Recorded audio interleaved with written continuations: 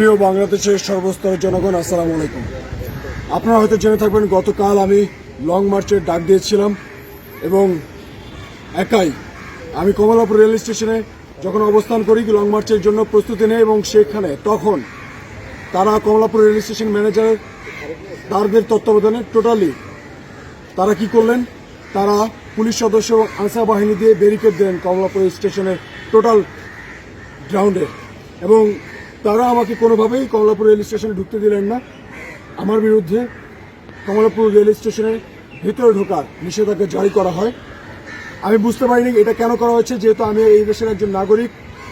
আমি মনে করি আমার অধিকার খর্ব করা হয়েছে, এবং তারা যে কাজটা করেছে, তারা আমাকে কোনোভাবেই ওখানে যখন দেখলো যে আমি ভিতরে ঢুকছি না, আমি বাইরে দাঁড়িয়েছিলাম, তারা বললেন যে পিছন থেকে আজকে ওকে গ্রেফতার করব। তারা আমাকে গ্রেফতার করার হুমকি দিলেন, এবং সাথে করে আমি লং মার্চ কিন্তু শুরু করে দিচ্ছি। আমি কিন্তু তাদেরকে ভয় পাইনি। আমি কমলাপুর রেল স্টেশন থেকে পারফর্মিং আর্ট করতে করতে আমি প্রেস ক্লাবে আসি, প্রেস ক্লাব থেকে টিএসসি থেকে রেল ভবনে আসি। রেল ভবনে যখন আসি, এখানে যারা আনসার বাহিনী ছিলেন, কমলাপুর রেল স্টেশনে যারাই ছিলেন, তারা কিন্তু এখানে চলে আসেন।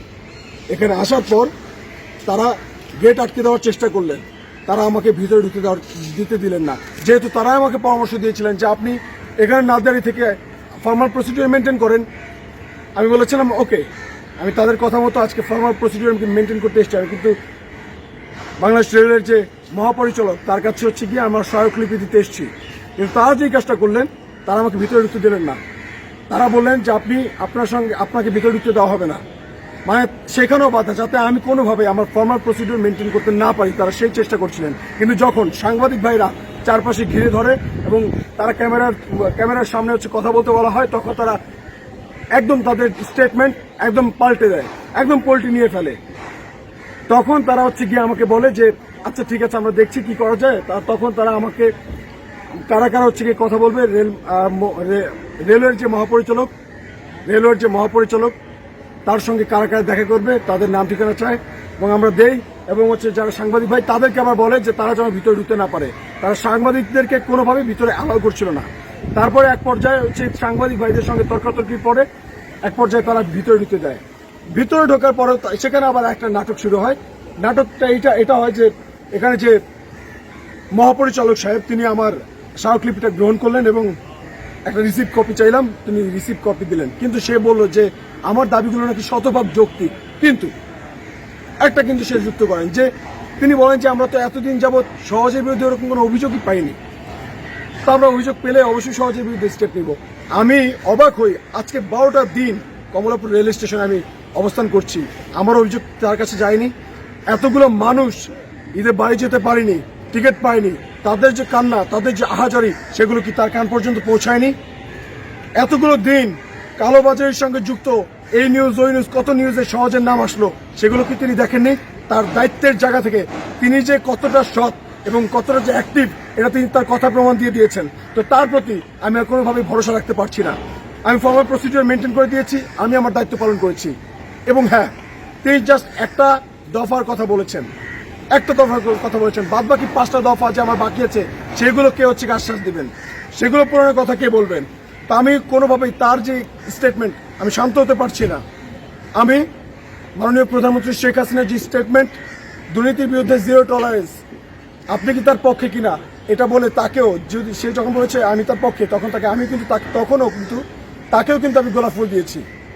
তো আমি চাই না কোনো রকম অশান্তি তৈরি হোক। আমি মাননীয় প্রধানমন্ত্রী শেখ হাসিনা, আমাদের ভরসার শেষ আশ্রয়স্থল, আপার কাছে আমি সহযোগিতা চাচ্ছি, তিনি যেন আমাদেরকে আশ্বাস দেন।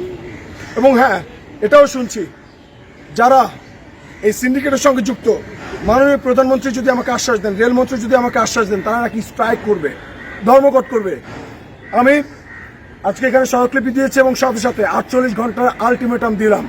যদি 48 ঘন্টার মধ্যে আলটিমেটাম এর মধ্যে যদি আমার দাবি বাস্তবায়ন না হয়, তাহলে বাংলাদেশের প্রত্যেকটা অনেক বেকার তরুণ আছে, আমাদের অনেক বেকার তরুণ আছে, যে ঢাকা বিশ্ববিদ্যালয়ে অনেক আছে, লাখ লাখ আছে, তাদেরকে বলবো ভাই সিভিটা দেন, সিভি নিয়ে আপার কাছে যাব, আপার কাছে বলবো আপা এবার যারা যারা এই দুর্নীতির সঙ্গে যুক্ত ছিল তাদের আমলনামাটা একটু বের করেন, যারা যারা কালোবাজারির সঙ্গে যুক্ত ছিল আমলনামাটা বের করেন এবং কে কত টাকার পাহাড় বানালো এটা একটা হিসাব নিকাশ করতে বলেন তাদেরকে।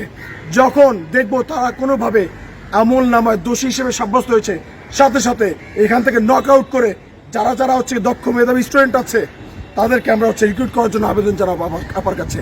একবার শুধু স্ট্রাইকের ডাক দিক, আমিও দেখছি, অপেক্ষা করছি 48 ঘন্টা। যদি আমার দাবি বাস্তবায়ন না হয়, 48 ঘন্টার মধ্যে যদি আমার দাবি বাস্তবায়ন না হয়, বাংলাদেশের প্রত্যেকটা নাগরিককে বলবো, যারা যারা আমার মতো ভুক্তভোগী, যেখানে আছেন, যে অবস্থায় আছেন, আপনারা প্রতিবাদ করবেন, নিজেদের জায়গা থেকে প্রতিবাদ করবেন। যদি মনে করেন আমার সঙ্গে আসার প্রয়োজন, এখন আমি আপনাদের আহ্বান জানাচ্ছি, চলে আসেন ঢাকায়, আমি আপনাদের সঙ্গে থাকবো। যদি দেখেন আমি একটা মানুষ, আমার একলা মানুষের এই 13 দিনের দাঁড়িয়ে থাকা যদি হচ্ছে তাদেরকে মানে নাড়িয়ে দিতে পারে, তারা যদি হিমশিম খেয়ে যেতে পারে, তারা যদি তাদের বুকে যদি কাঁপন ধরিয়ে দিতে পারে, বাংলাদেশের 18 কোটি মানুষ যখন এখানে আসবে, তারা যখন তাদের অভিযোগটা নিয়ে আসবে, এই দেখেন আমার অভিযোগ, এই যে অভিযোগ ফর্ম নিয়ে আসছি, এবার দাবি পূরণ করেন। যখন নিয়ে আসবে তারা কোথায় যাবে, তারা কি এখানে থাকতে পারবে নাকি তারা প্রাণ নিয়ে দৌড়ে পালাবেন, এটা জাস্ট আমি দেখবো।